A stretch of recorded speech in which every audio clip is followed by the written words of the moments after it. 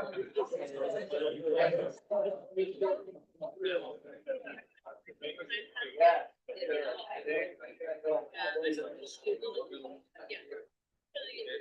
like, not only that, we don't have them at all. I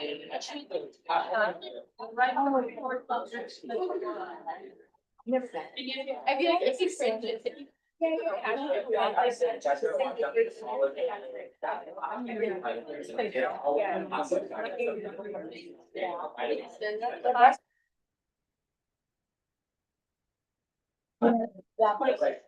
That's like. Good. People coming in. Like.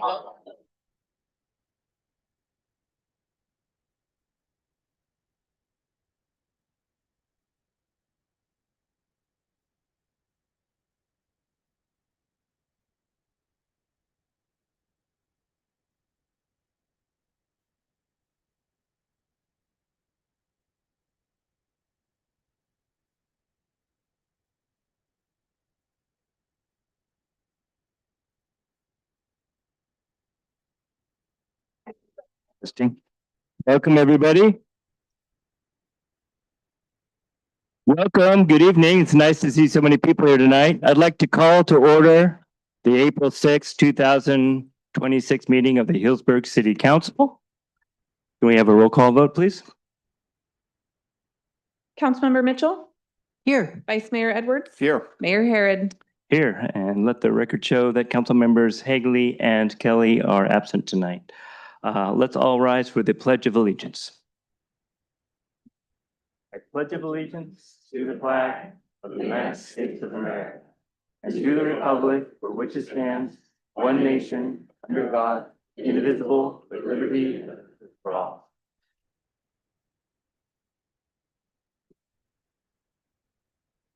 Can I have a motion to approve the agenda? So moved. Second? All in favor? Aye. Any opposed? The agenda is approved. No report on closed sessions. We did not have a closed session. And so we're going to step right into our proclamations this evening. We have 3 of them tonight. And this one, let me get started here.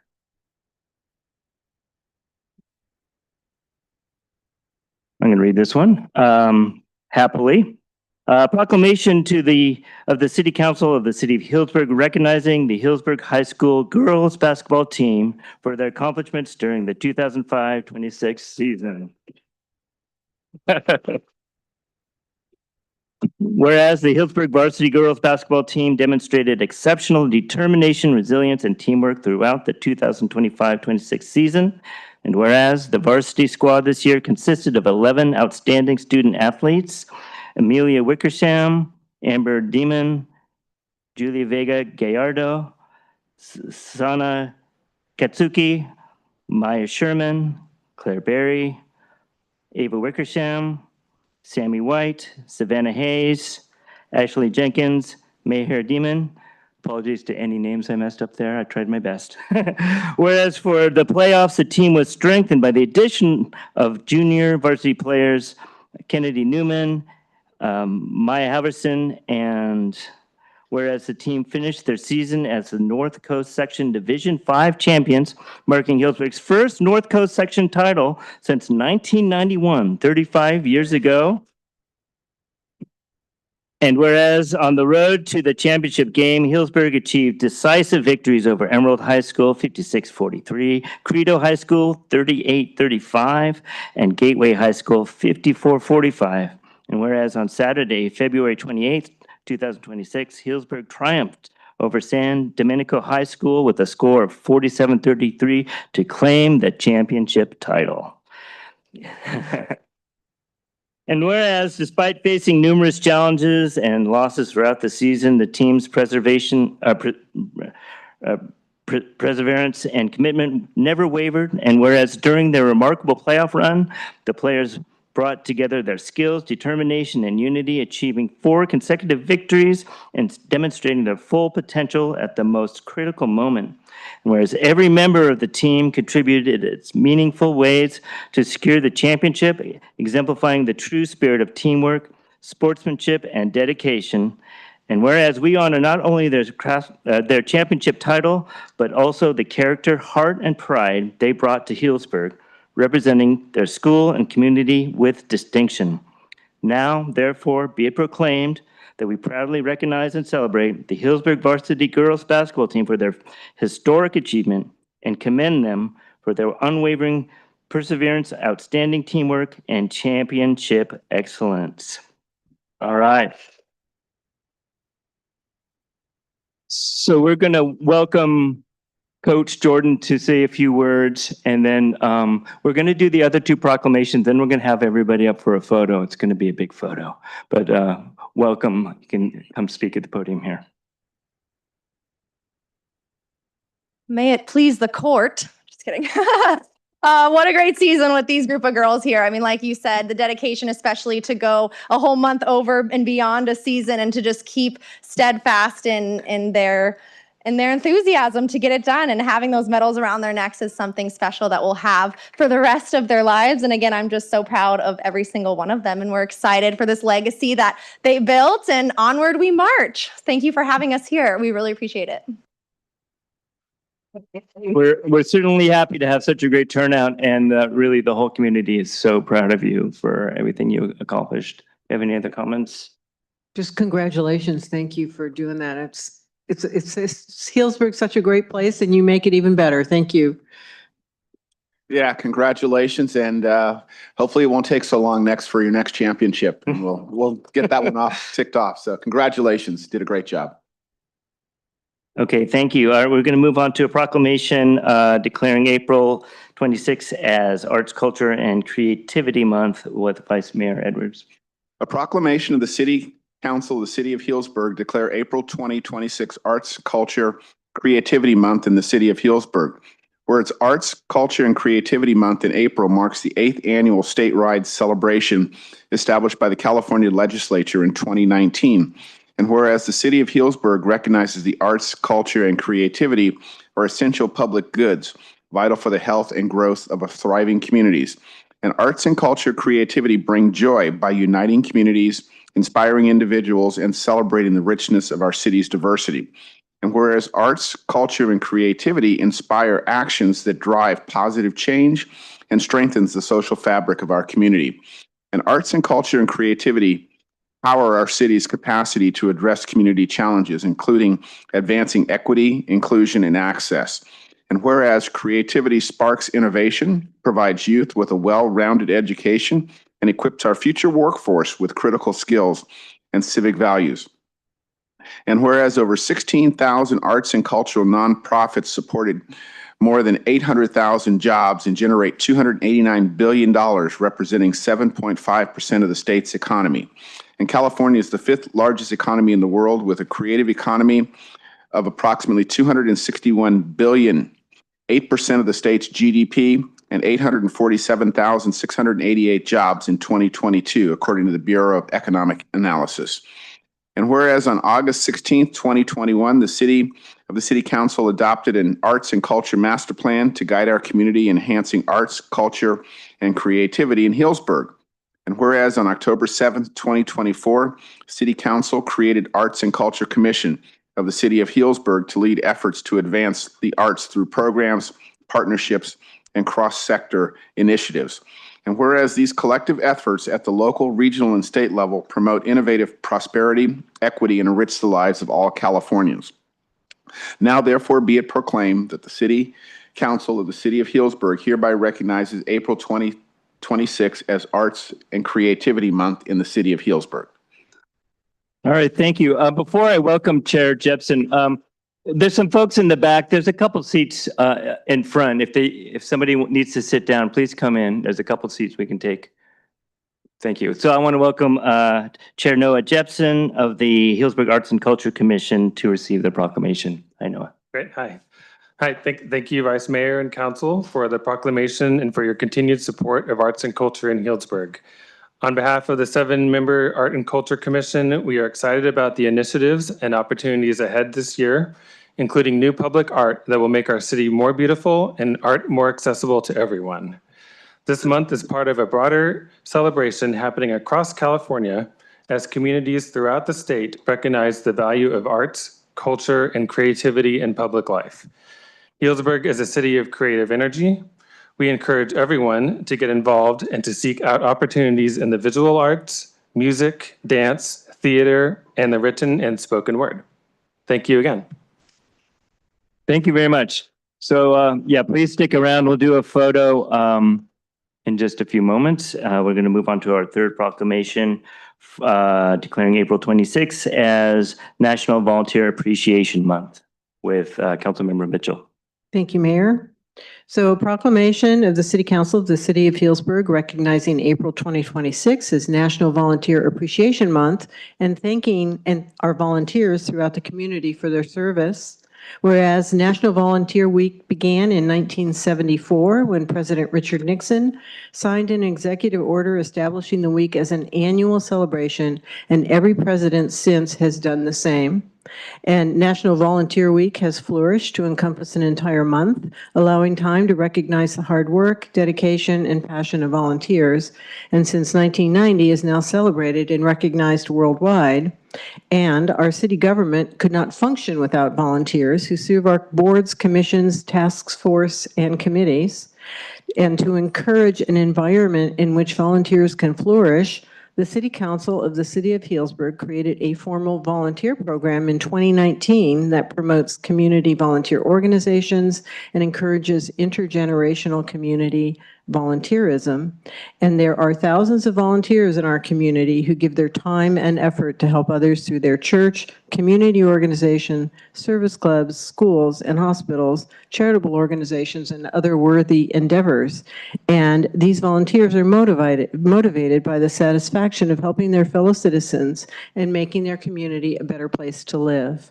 So now, therefore, be it proclaimed that the City Council of the City of Healdsburg hereby expresses its sincere appreciation, gratitude, and respect to all the volunteers in Healdsburg for their service to the community and declares the month of April 2026 as Volunteer Appreciation Month. Thank you. We'd like to welcome Cindy Martin from the Friends of the Healdsburg Senior Center to receive the proclamation. Hi, Cindy.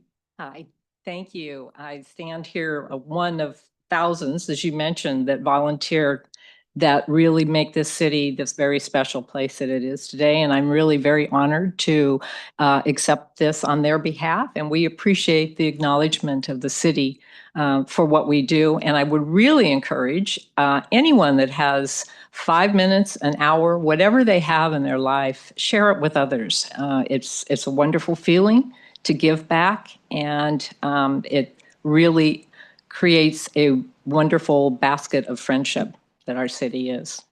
Thank you. Thank you very much. So we'd like to do some photos before we go into the Marie Sparks thing. So, and we'll probably do a photo after that as well. But let's go ahead and cover the proclamations now. So if you would mind staying up, we're going to do the photo with you and whoever you want to have with you. And then we'll do the arts and culture folks, and then we'll do the basketball team. Okay?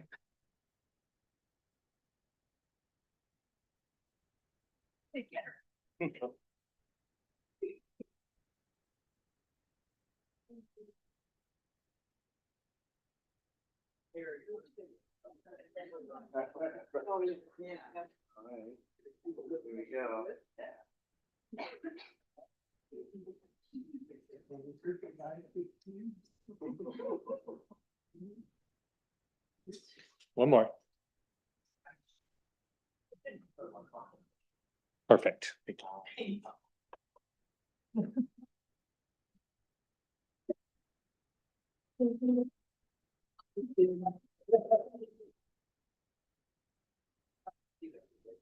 Noah is. Yeah. Okay, if I come up too? Yeah, please. Anybody else? Yeah, okay. I'm glad Somebody just glad happened you to come. be here. Yeah. Okay.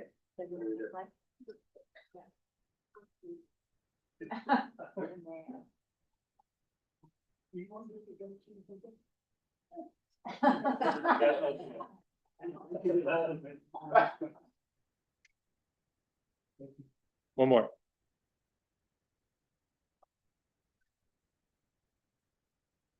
Perfect.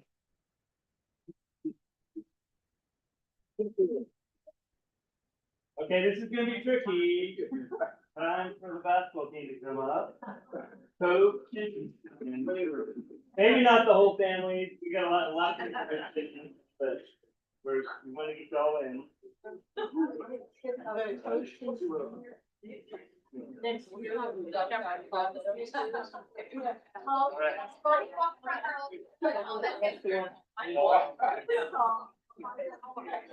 Let's make it coach over here with All right. All right, everybody look over here. Thank you. Wait, there's more. Hi, how are you?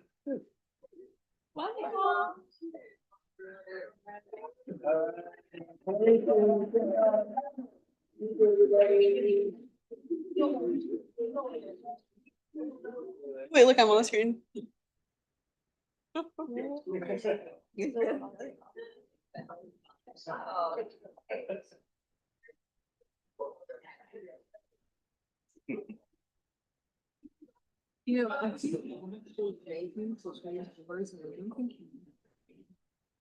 What's it on there? Oh.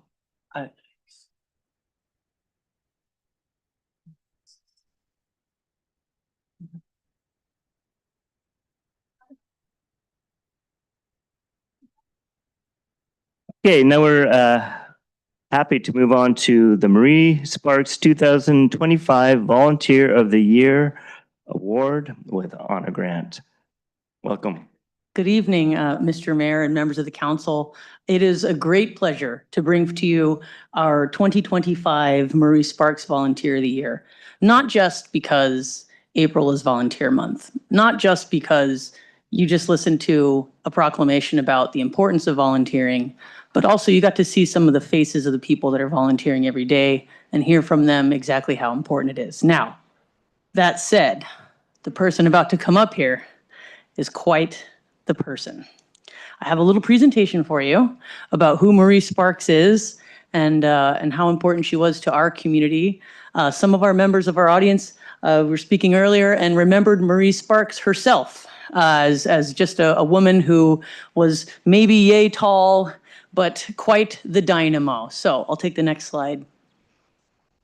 Marie Sparks was a woman of vision, compassion, and grit, and I got to hear that again tonight. One of my favorite things about Marie is that she rubbed shoulders with some very, very important people, but also some of the poorest of the poor.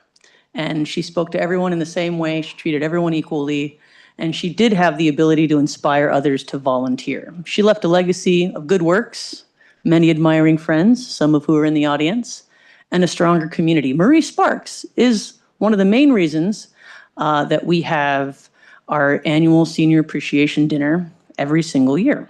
And Marie Sparks really wanted the community to support one another, and it's that importance. And she always talked about the importance of volunteering and being a contributing member of what you do. That's what Marie Sparks is. So the city decided to have an award that would recognize excellence in volunteerism from a community member. And for many, many years, there's a plaque just outside the door here. So when any of you leave today, I encourage you to look at the 2 plaques that cover both sides of this left-hand side of the door with the many, many names of individuals of our past Marie Sparks winners. We call them lovingly Marie Sparklers. And it's pretty important to be a sparkler. It's an elite group, very few. Anyone in this community can nominate someone for their excellence in volunteerism, but some of the requirements are that you have a depth of volunteerism across many different areas. And I'll take the next slide before I hand it over to someone pretty important. Susan Sheehy is our Volunteer of the Year for 2025. And as you can see in the audience today, she's got quite the supportive group of people here. She is an active volunteer, not just in the Healdsburg Kiwanis Club, at the Healdsburg Museum, and the Alexander Valley's Ladies Aid. Susan's got her fingers in quite a few things in all the good ways. She's dedicated to everything that she does. She takes her volunteerism very seriously, or a little silly at times. The picture you see there on the screen was of a rock and roll meeting where things rocked. And let me tell you, Susan showed up with pink hair, disco earrings, and was ready to party. Because sometimes volunteering calls for a little bit of silliness. Susan truly does embody the spirit of who Marie Sparks was. She has the ability to inspire others, as you can see from who's in this room today, to work with her in her many, many volunteer roles.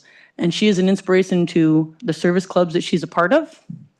And she's known for having ideas that create a lasting impact. With that, I'm going to hand over the microphone to a past Marie Sparkler recipient, fellow Kiwanian, Mr. Dick Bogarski.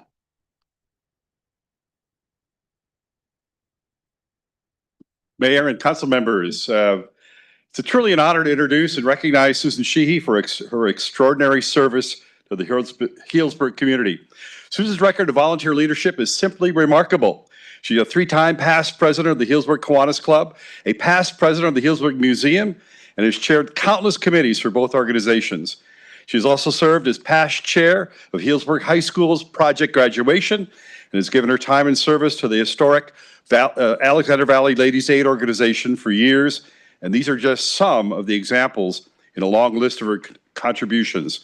Most recently, Susan played a pivotal role in helping the Healdsburg Kiwanis Club transition from sponsoring the Fitch Mountain Foot Race to the new and exciting Texas Hold'em fundraiser hosted at Longboard Winery. This transition ensures the continuation of the nearly 100-year tradition of Healdsburg Kiwanis Club providing scholarships to Healdsburg High seniors. At the same time, she continues to lead and support the museum's History Lives Dinner and Pioneer Awards program, which this year is honoring Erica and Mike McGuire at the Grange Appalachian Healdsburg. But what truly sets Susan apart is how she serves. In the spirit of Marie Sparks, Susan gives selflessly and without hesitation. She is always the first to arrive, the last to leave, and she brings intelligence, dedication, and heart to everything she touches. No task is too big or too small. She shows up highly prepared and makes every endeavor better, if not a great success. Beyond all her accomplishments, Susan is warm, gracious, and deeply inspiring. She has a gift for making everyone feel welcome and valued, and she lifts up those around her in the process. Susan embodies the very best of community service, and we are all better because of her. Congratulations to a great friend and our newest Marie Sparks Award recipient, Susan Sheehy.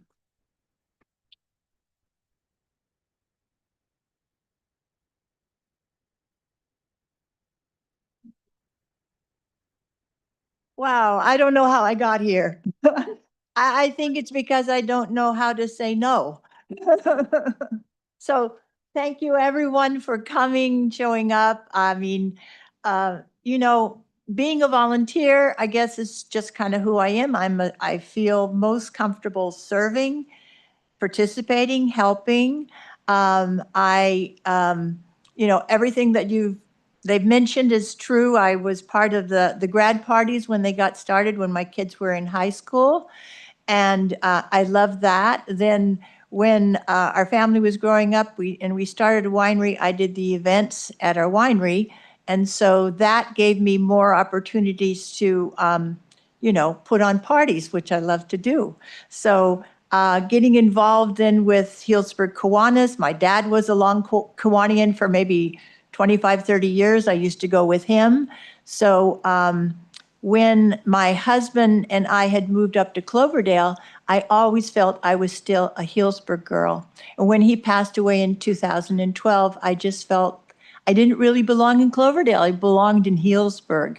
And so when Loretta Strong, the president of Kiwanis at the time, did an ad in the paper and reached out and called me, she set the hook, and the next thing you know, I was in Kiwanis. And before you knew it, I was president of Kiwanis. And then Kiwanis got involved in the cemetery cleanup that the museum was organizing. And so I was working with that. And the next thing, Holly Hoods asked me if I would join the board of the museum. And so that led to being president of the board eventually. So now I was involved in those two organizations. And anyway, it goes on and on and on like that. So I'm so honored to be here and doing what I do. I happen to bring some flyers for everyone to pick up on your way out. So May is going to be a very busy month. The first thing on May 8th, we're honoring, as Dick said, Erica and Mike McGuire, probably the youngest members or honorees we've ever had. But it doesn't matter how old you are. When you make history, you are living history. So that's our honorees this year.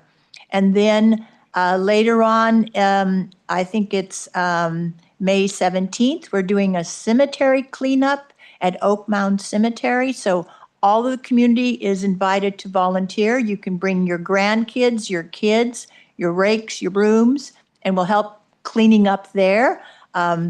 We've been doing this now for 7 or 8 years and have been working on that.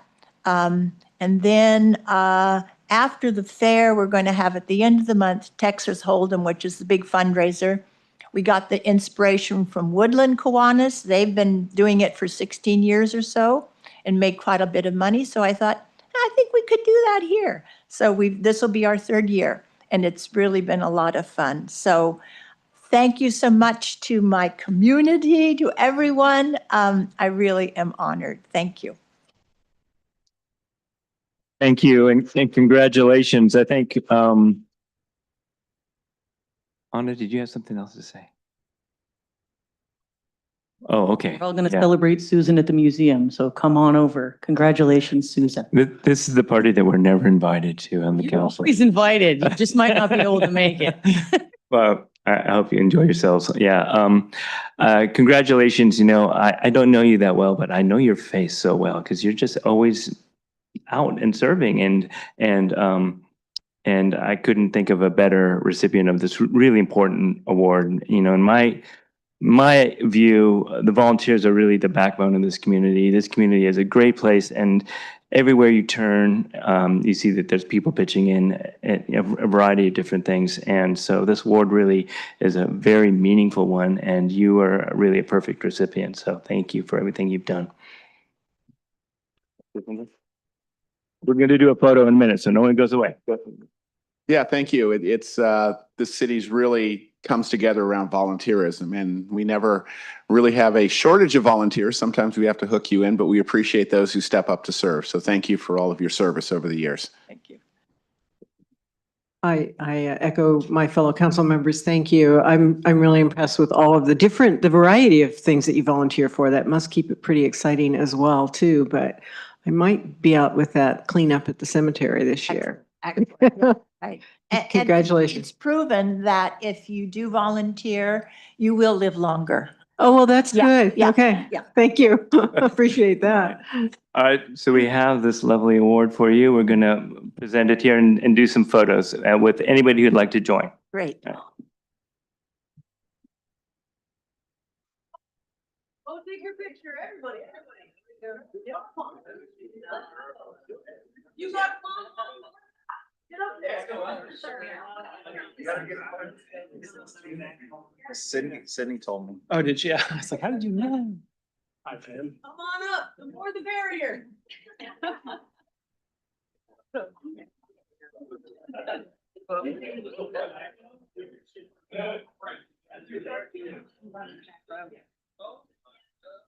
Gonna have to squeeze in. We pay more. More squeezing.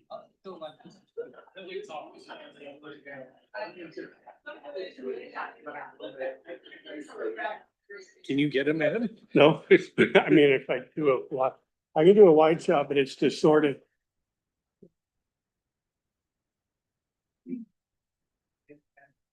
Oh, yeah, there.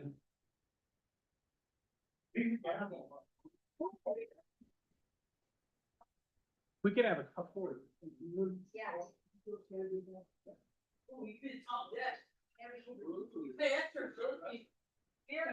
There we go.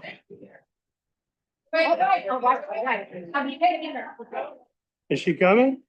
That's pretty good. All right. You got it? Yeah, that's a little better. All right, everybody. Look, a step to your right, Deborah. Deborah Geithner, there you go. A little bit to your right. Okay. Dell, hey Dell, a little bit to your right. There you go.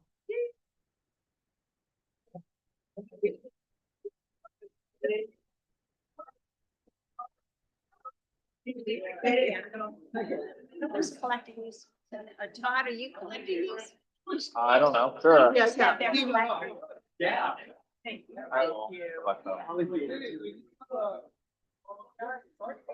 Coming to the museum? Yes. All right, come on over. On up. Yeah, right there. I know, that's crazy. Oh, my gosh. Bye, guys.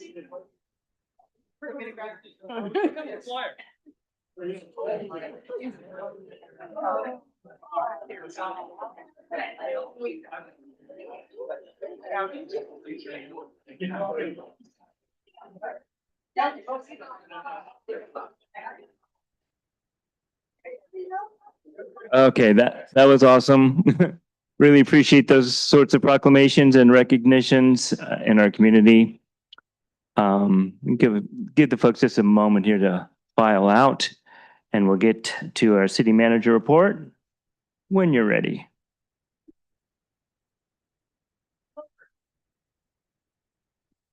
Keep going.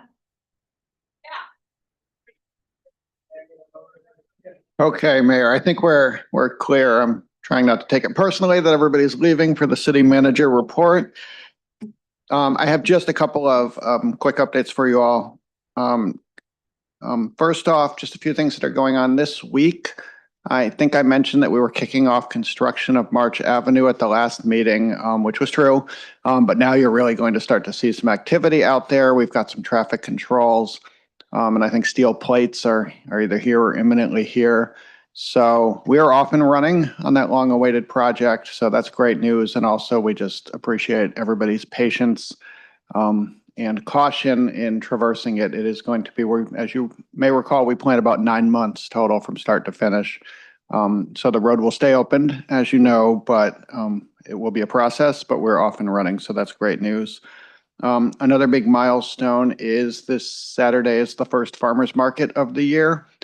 We did have a pop-up market, so technically we've already had a market over there, but this is the first of the season and begins having them weekly. So spring is here and we're off and running on that.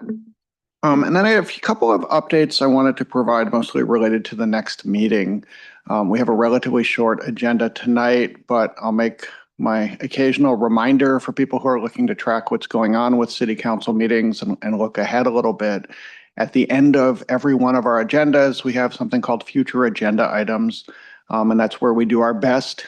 Things do move around on us a little bit, but we do our best to forecast what's coming for the next couple of months of city council meetings. And while we have a pretty light agenda tonight, we have quite a few things at the next meeting. So I just wanted to highlight a couple of those. One is that we'll have an annual update from Andy Elkin, who is our library commissioner.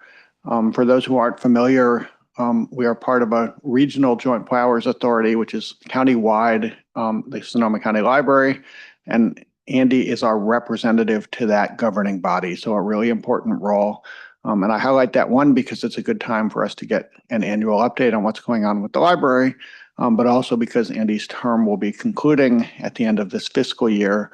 So we already have plans in place to solicit applications, but we have a lot of important roles, but this is definitely one of them. So I just wanted to get that out there, that the city will be looking for an interested, qualified person to serve as our representative on the library commission, and this council will be making that appointment in the next few months.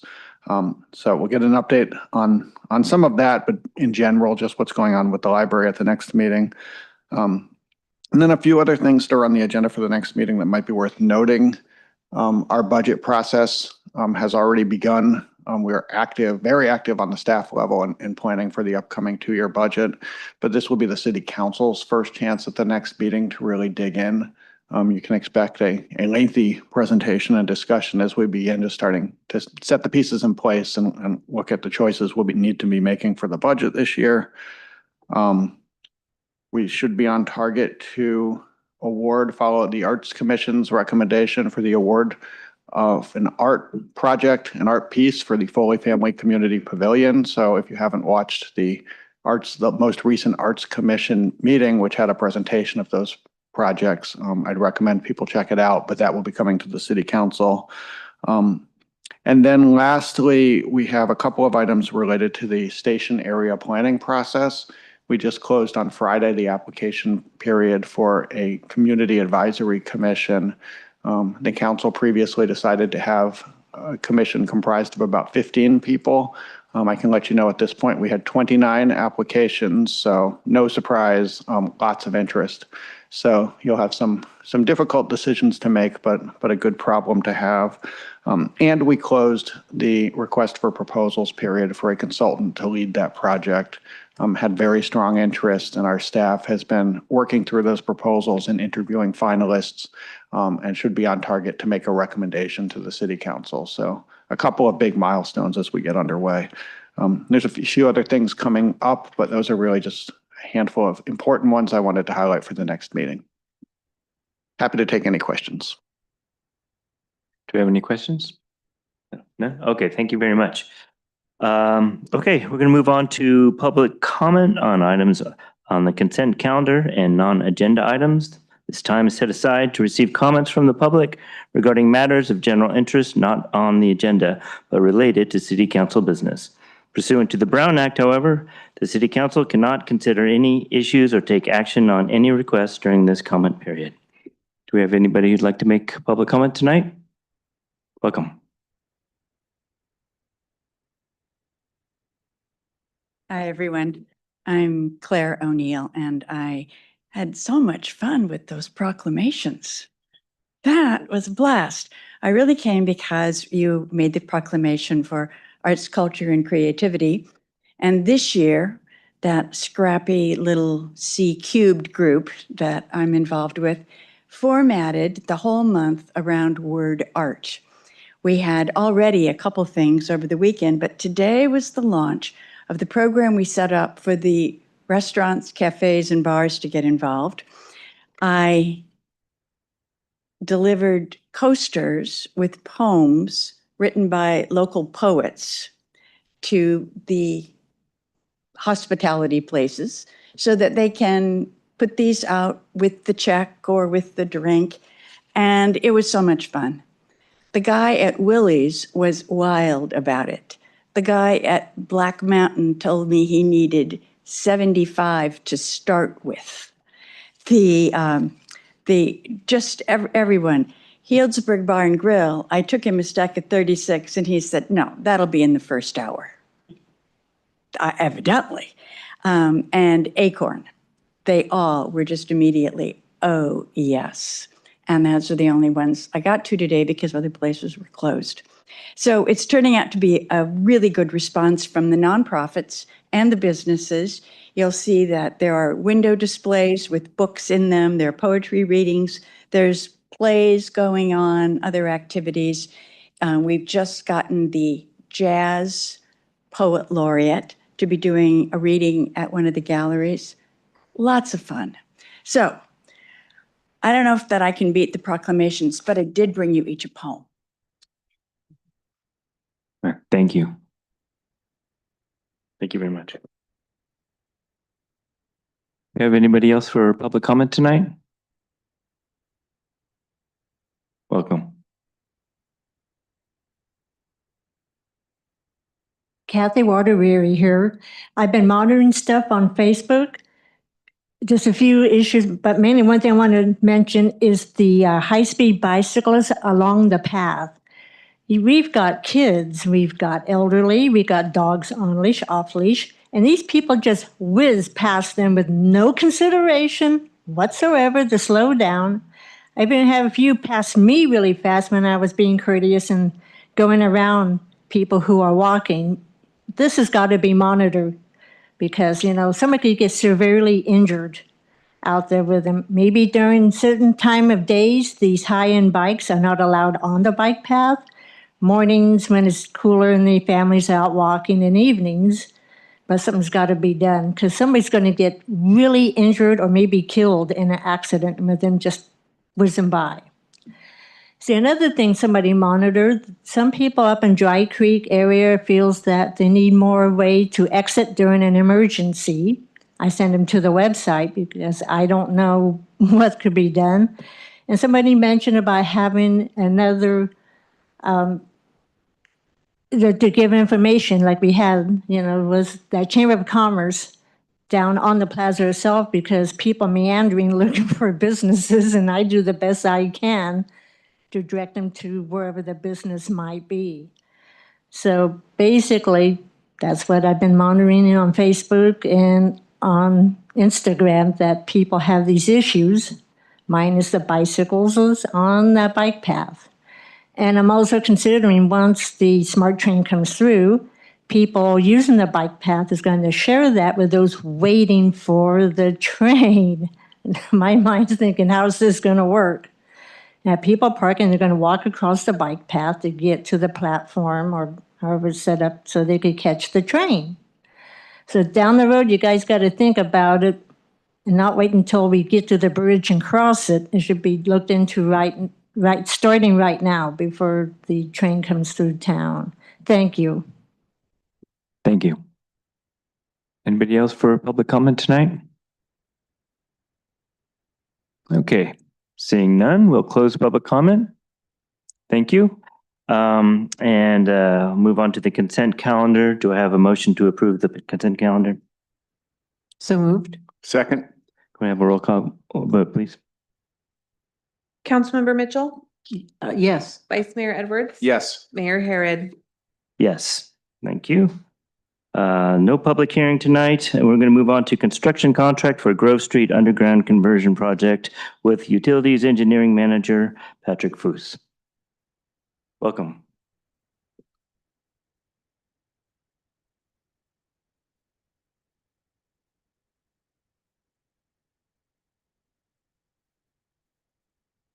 Good evening, Mayor, members of council. The item before you is the Grove Street Underground Conversion Project. It's project EL005. Next slide, please. The recommended action is to adopt a resolution rejecting all bids received for the Grove Street Underground Conversion Project. Next slide, please. So tonight's presentation, I've got a shopping list of items that I want to present to you. One is a review of the goals for project EL005, the undergrounding project, a background of how that project came to be, discussion of the investor-owned utilities participation, the project status as it stands right now, present you with some alternatives, and then come back around to the staff's recommendation. Next slide, please. So we have three goals for this particular project. So the first goal is clearly to take the above ground utilities and put them underground, get them out of the above ground vista. The AT&T and Comcast, and they have their own set of poles. On one side of the street, on the other side of the street is PG&E. Sometimes the communications are over on that side as well. City of Healdsburg has some utilities over there, but our utilities are already undergrounded. Next slide, please. So goal number 2 is to get the undergrounding project done before the Grove Street Neighborhood Improvement Project, the Complete Streets Project. That was the a paramount goal, a driver for this project. So the city has gone ahead and completed the design. We've gone out for bids, and the bids were opened in January. We have wrestled with this for quite some time, but now it's time to come to a conclusion on it. Next slide, please. Our third goal is to convert the existing PG&E customers over on Grove Street to Healdsburg electric service, and that provides some benefits towards for those residents. They would get lower electric rates, they would get better service, and local governance, because our electric department is governed by you, the city council. Next slide, please. So the schedule driver for EL 005, the undergrounding project, was the Complete Streets project. So back in 2000, the residents over in that area weren't part of the city. They had requested to be annexed to help them develop their areas a bit better. In response to that, City Council adopted the Grove Street neighborhood plan, which would bring those facilities, the facilities in that area, to city standards. As a result of having that plan, City Council had authorized staff to pursue a grant through the One Bay Area grant program to put in some curb gutters and sidewalks in that area. And then in May 2023, the MTC, the Metropolitan Transportation Commission, approved a $2.2 million grant for the Complete Streets project, but it comes with some timing caveats. One is that the funding needs to be obligated by the end of August, and the construction must be awarded in September. Next slide, please. So the project 005 has some drivers as well. So after some public hearings, City Council had found that for the public's health and safety and welfare, removal of poles and overhead wires and associated utilities within some designated areas were beneficial for the city. Now, the underground utility districts are intended to eliminate the heavy concentration of those above ground utilities in areas where there's heavy pedestrian traffic and vehicular traffic. And it improves the aesthetics throughout those areas, especially on well-traveled streets, and Grove Street is one of those. Next slide, please.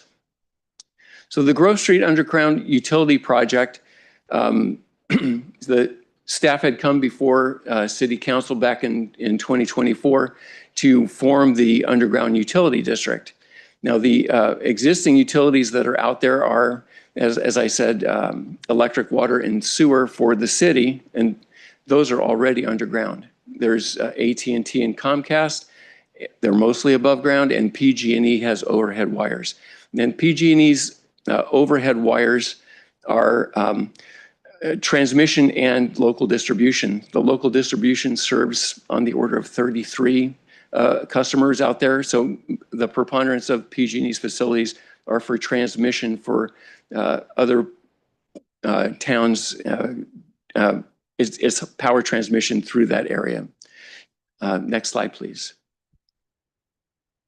So this is an image from Grove Street, roundabout the Sagacio Winery is looking south. And you can see the PG&E poles and the telecom lines that are out there. And there's a short electrical transformer box where the city's electrical utilities are already underground, but there is some above ground evidence that we are there. Next slide, please. So the intent of our project is to get our underground utilities, get the infrastructure to put those above ground utilities in the ground, get those installed in advance of the Complete Streets project. So in doing this project, we have reached out to the PG&E, we've reached out to the communications companies as well, because they need to participate in the cost of the project.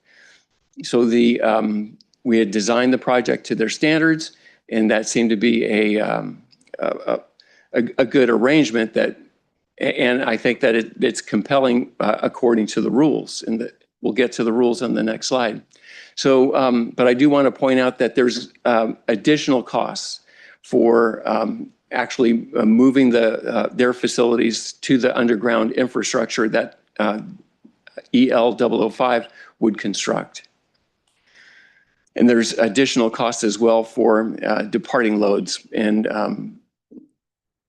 that's subsequent to the construction of the underground conduits, which is the preponderance of what EL 005 is.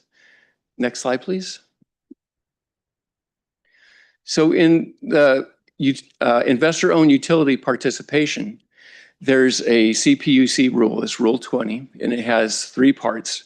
20A, all of the cost is on the investor-owned utility. And that has to be a rather compelling incidence where for public interest, such as ADA compliance and that kind of thing, they have to move their stuff from above ground to underground. Rule 20B, which staff believes that this project falls under, is investor-owned utilities pay a portion of the cost. So they pay the equivalent of the overhead system to put that stuff underground. And typically it's 20 to 40% of the project cost. And it's used for projects that don't rise to 20A. And then finally, the projects that are funded by the requester, these are 20C, and they apply to mostly for individual properties where they want to have a new service, but I don't want to have it overhead, so let's put that underground. Well, PG&E would say, well, you've got to pay the extra freight to get that underground. Next slide, please. So as I mentioned, staff believes this project falls under Rule 20B. We have had some preliminary interaction with the CPUC to get a read on that, and they are inclined to agree with us, at least not officially in writing just yet. The investor-owned utilities, however, they believe that this project falls under Rule 20C, which means that the city, as PG&E and Comcast understand it, the city would have to pay all the costs. So as this moving forward, we're working with PG&E to get their estimates to negotiate this and come to a resolution. And we may need to bring CPUC to rule in on this, but that's going to add time. And we're not going to get the costs that we need to have a basis of discussions from PG&E until June. So the timing of it doesn't work out very well for the Complete Streets project. Next slide, please. So our status right now is we have the bids. The bids are in. We pursued that with the chance that we could come to a conclusion with PG&E that was the result that we had wanted and we think it should be. So with having bids, we have real costs to work with. They're still working with estimates. We've budgeted the EL005 as budgeted, depends on the investor-owned utilities participating to move forward. And negotiating through Rule 20 is going to take some time, which we unfortunately don't have the expression that I've heard from time to time as we've kind of run out of runway. Next slide, please. So a couple of alternatives. The first one is the one that's recommended this evening, is to reject all bids. So in doing so, we would recommend that the city facilities get moved into the Complete Streets project so that we can have streetlights in the right spots, that kind of thing. We would continue negotiations with the investor-owned utilities to reach a conclusion on the Rule 20 cost participation issue.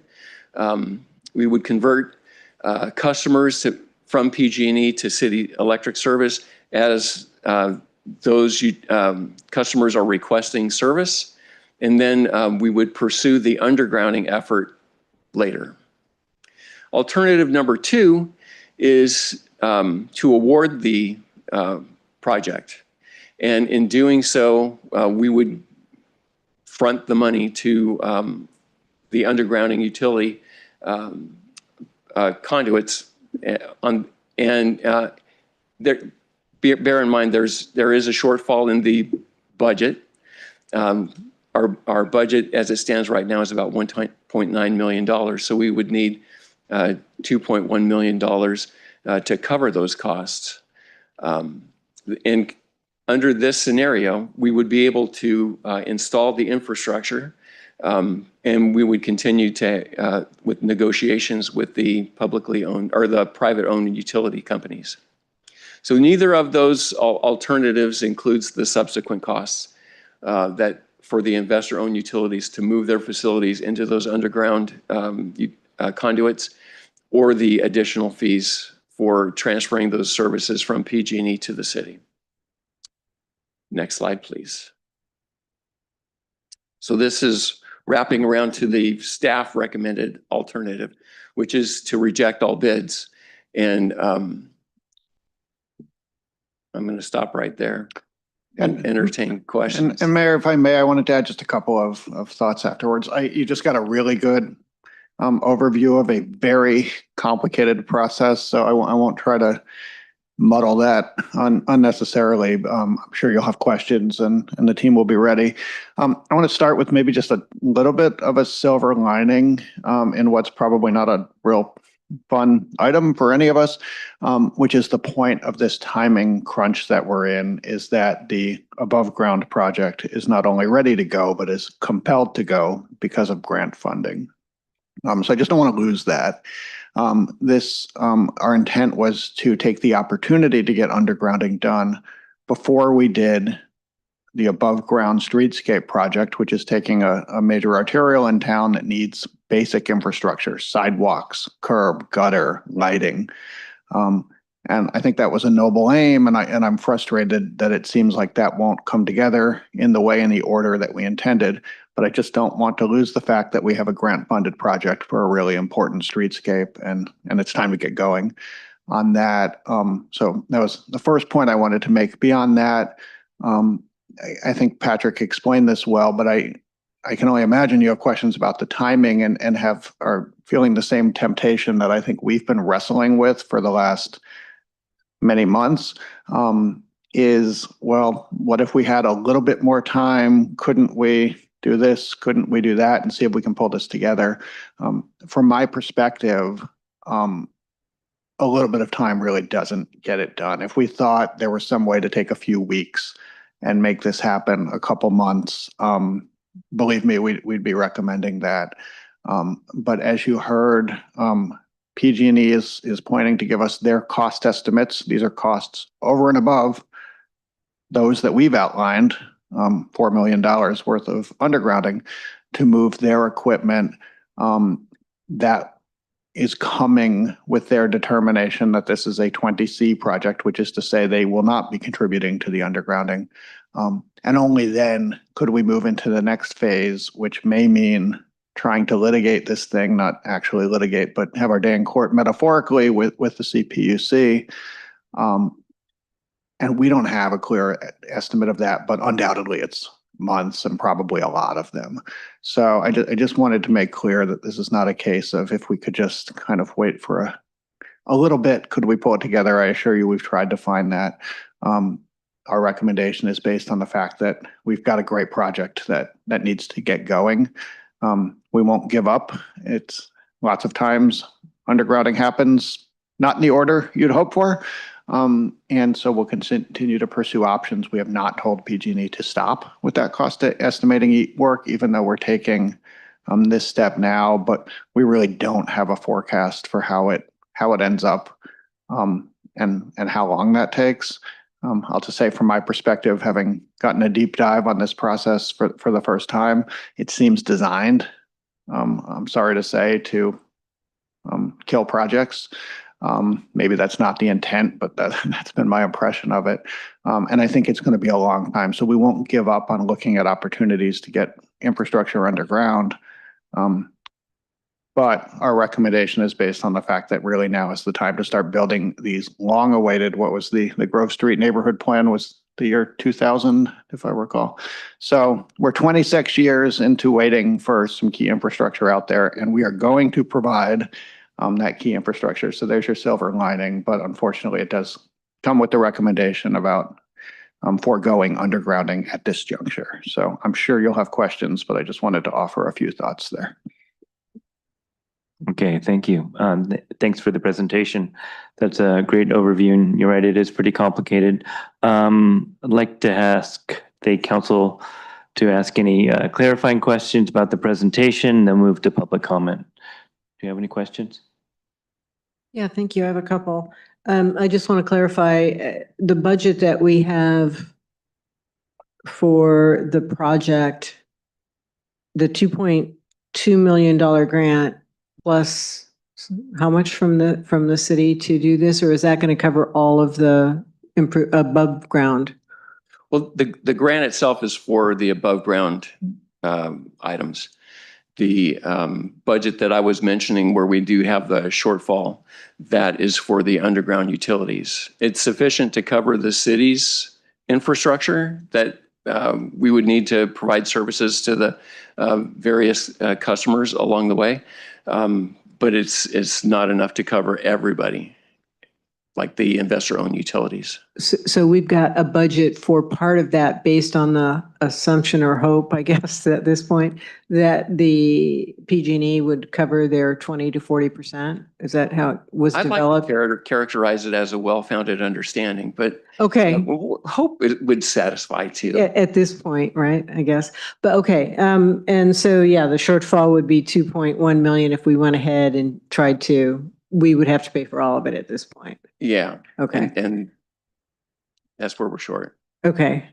And I'll just note that the funds, both the amount we have budgeted today and presumably any additional funds we put in are electric utility funds. So Okay.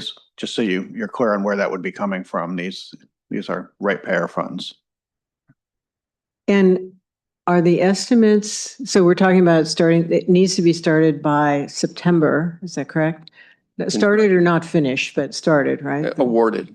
The awarded. Yeah. Are these estimates that we're working on now current with current dollars, or have they increased, or kind of where are we in that world? The longer it takes, the longer it costs, right? Kind of thing.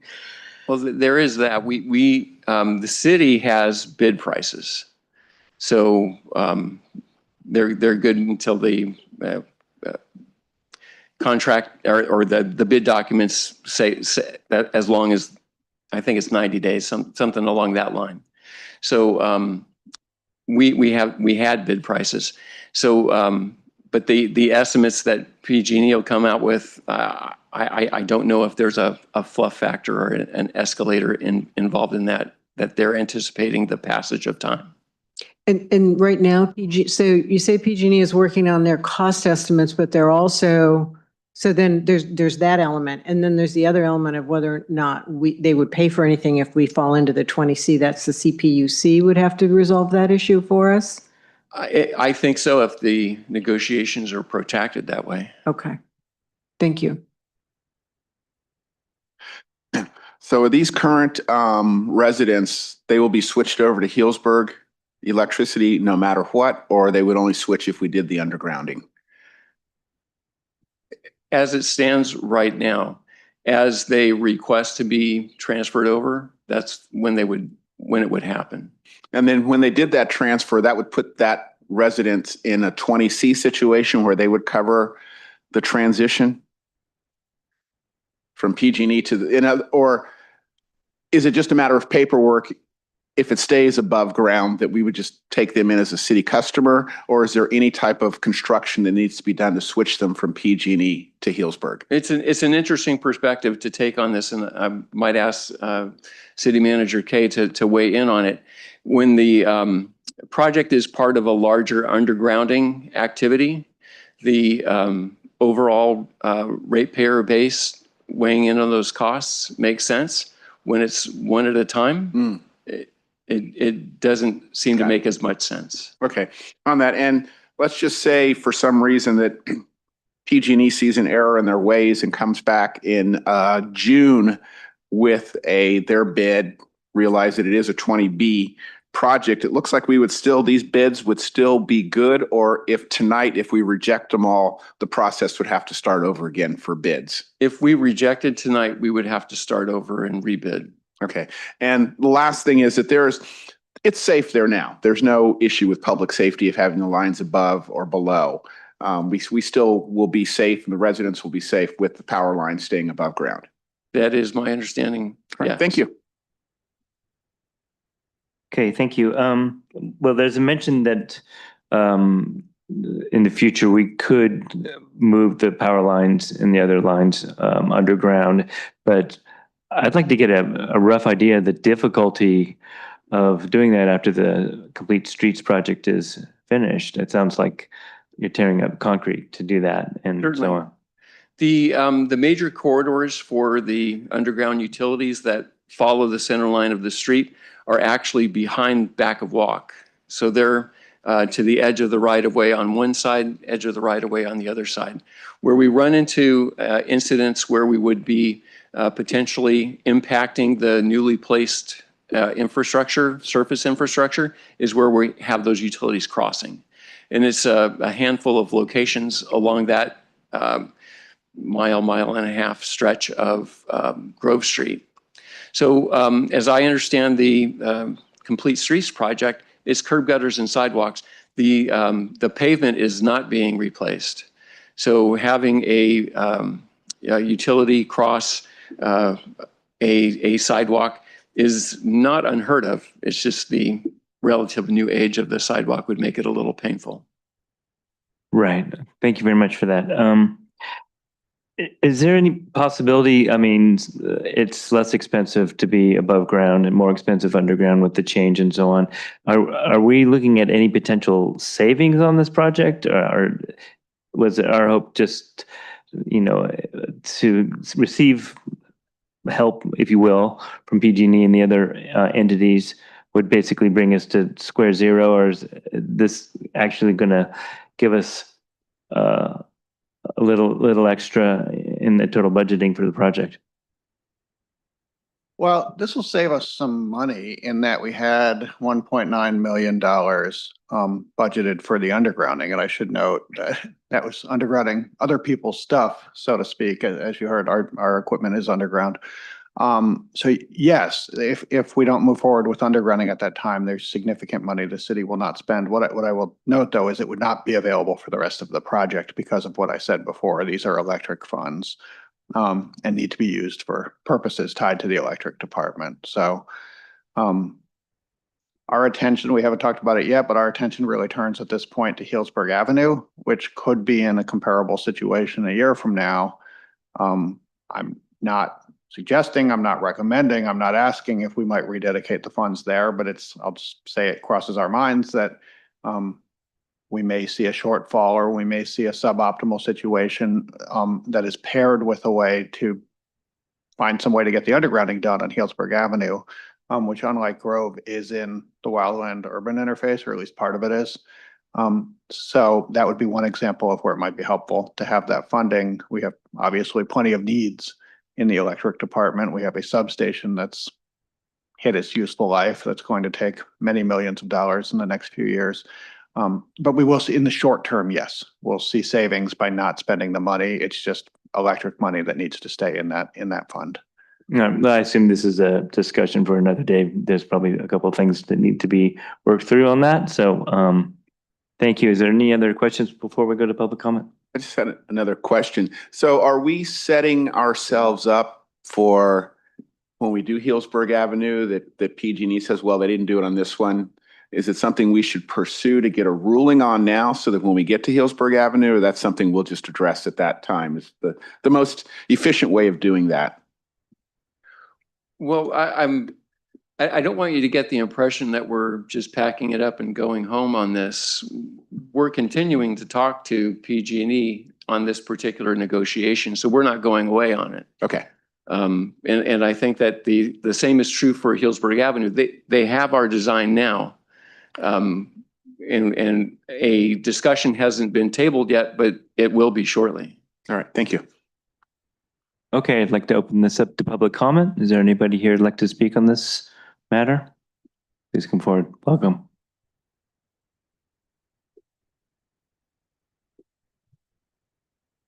Hi, good evening, Mayor, Vice Mayor, Council Member, and City Team. My name is Bill Adams. I own property at 1095 Grove Street, which is directly across from the skate park. We are a PG&E customer now, but would very much like to join the flock. I want to start by thanking and giving my appreciation to Utilities Engineering Manager Patrick Foose. Patrick has been accessible, responsive thorough, candid, from years ago. I came before you all 2 years ago when you all decided to underground and create the district. I was one of the people who said, through my son, who's our project manager, you may want to look at your ordinance, because the ordinance does require the undergrounding from the street, the conduit, onto the private property to be paid for by the residents. And if you remember at that time, you amended the ordinance for this particular district to say, to get it done so it smoothly went through as part of the project, the city would pay for that. So it raises the one-off question that we haven't addressed. I'm concerned, particularly given the last bit of commentary about the electrical funds. I see PG&E, and not forgetting our telecom providers and AT&T and Comcast, that we need to remember that they did this. This was designed to their specifications. Late in the game did they change I believe, assert their position. It was a 20C. And so when licenses or permitting franchise agreements come up, don't forget this, that they did this. But I would ask you to think about maybe the Healdsburg Avenue money. The money could flow another way. The Healdsburg Avenue money could come over to complete Grove Street, and you could get this project rolling so we don't have a two-phased construction. It may be too late now. I think Healdsburg is probably a larger project. But what I would hate to see is just the question that was raised. Does this set the tone if we start and don't push this to fruition? The city could redirect some money, it seems to me, to the undergrounding of Grove Street now, so we don't have partially done projects as we're moving along. I would compliment the city team, on page 5 of the staff report, the engineer's estimate for the project for undergrounding was $4 million. The bid came in at $3.2 million. Sounds as if there's some other PG&E, but that's good. It's always interesting to me if we have an engineer's estimate at 4 and the bids come in at 6, we kind of missed the boat. That was not the case here. It seems that we are somewhat backed into a corner. I don't like that. I am pleased that maybe if we're not doing the undergrounding, perhaps we can start the Surface Complete Streets project a little sooner, because the undergrounding effort's not going to be in the way. But I would urge you to not forget what your investor-owned utilities have done in this case, which you may see them try and pull, in my mind, again on Healdsburg Avenue. And just remember, and thank you for your time. Thank you. Is there anybody else here who'd like to give comment on this item? Okay, seeing none, we will close and bring it back to council. Who would like to speak first? I think that I would definitely agree with the recommendation of staff to reject the bids and continue working with PG&E to get a determination. I think it will impact the Healdsburg Avenue project, which, although maybe that'll be a little bit clearer to be 20B instead of C, because there is some of it in the is it Wui, the area, so there's some fire potential danger there that would be hard to say it's all just aesthetics, which I think is what there's basically 20C is saying, right? That it's just, we want it because it'd be nice and we're not going to pay for it, basically. Sounds my interpretation of that. But anyway, I definitely would go along with the recommendation, and I think that we don't want to lose sight of the fact that we've got the grant to do it, and we get to do these upgrades and get them started and finished as soon as possible. So those are my comments. Okay. Thank you. Vice Mayor Edwards. Yeah, I think that it was very interesting that we should remember PG&E, how well they helped us or didn't help us with this going forward. Not that they're a big corporation that cares, but we're a small city that remembers. And so I think that that'll be kind of important to keep the pressure on them going forward with this, even though it might not apply to this particular project, but we are focusing on getting their help going for Healdsburg Avenue. So I think that that's important that we keep that in mind.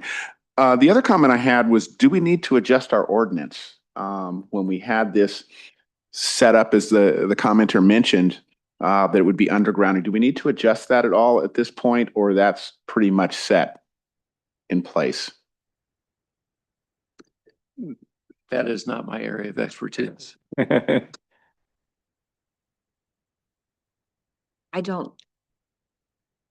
We can look at that separately if the council would like. I don't know that that would have changed much here. I don't know that there are any changes that we could have had in our ordinance that would have prompted a different result with PG&E. Okay, I just want to make sure we're all set going forward with the residents on that street. It's this gentleman's project. Thank you. Okay, I don't have a lot to add. Those are good comments, and I also in favor of the recommendation. I just want to mention that it's been clear to me for a good long while from conversations with the city manager that this has been a frustrating, difficult process, and that it was clear to me that they're working very hard for a different outcome. So, I appreciate all the sweat that went into arriving here at this point, and it's, and frustration is real. And I think, I think everyone believes we're not being treated 100% fairly here, but this is a very reasonable approach to the situation as it is now. So, with that being said, I would like to entertain a motion. Yeah, I recommend we adopt a resolution rejecting all bids received for the Grove Street Underground Conversion Project, Project EL005. Second. Okay, roll call vote, please. Councilmember Mitchell, Yes. Vice Mayor Edwards, Yes. Mayor Herod. Yes. Thank you, everybody. Thank you, Patrick. Thank you, Patrick.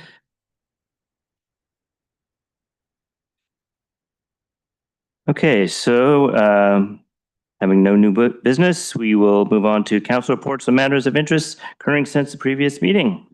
Who would like to go first? This is going to be a shortest meeting ever, right? Probably, unless we go on and on here. Blame the mayor. So I have a lot of things that I think we probably all have on our list. The St. Patty's Day Parade, right? Which was awesome, as always. Our goal setting session, farmers market pop-up, and the community housing and resource fair. Plus, I also attended via Zoom the Zero Waste Sonoma meeting this month, and that's it. Okay.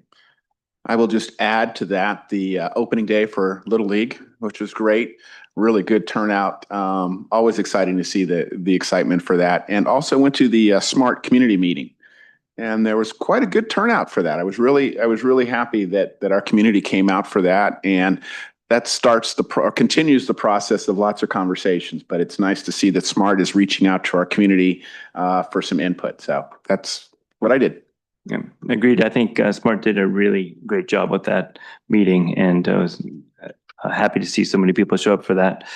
St. Patrick's Day, great job. Community services, Mark snuck out, but it was really a fantastic event, as it usually is, but this was a especially good one. There's a lot of people there for that. Little League opening was also great day here in Healdsburg, and then that was part of a busy weekend that included the first farmers market, the pop-up event, which was like a full-fledged market. So it was amazing that they did so well in organizing that first go-round in the Foley Center. So that was great. And then Vamos followed the same day. So once again, community services did a fantastic job. Matt Milley was super busy, but it went off without a hitch as far as I could tell.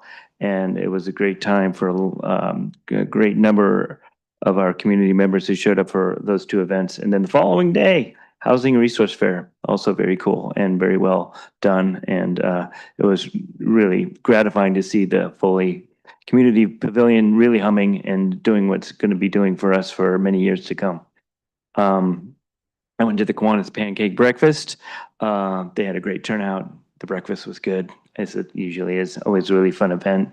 And then I also attended El Sombrero's 40th year celebration on the same day. Good eating on that day, I guess. But we did a proclamation for those folks, and they had a great celebration at their restaurant. And then finally, I was with the environmental science students from Healdsburg High School who did a tour of our wastewater plant, and with Patrick Foos and his team, and was really great. I've done the tour before, but it's been a little while, and it was fascinating once again, and it was fun to hear the questions from the kids. And so thanks for the folks at the city for accommodating that field trip. It was a good time. Okay, I think we're good, and we are going to close. Excuse me? No, it's just the time. Yeah, the time is 7:19. Adjourned.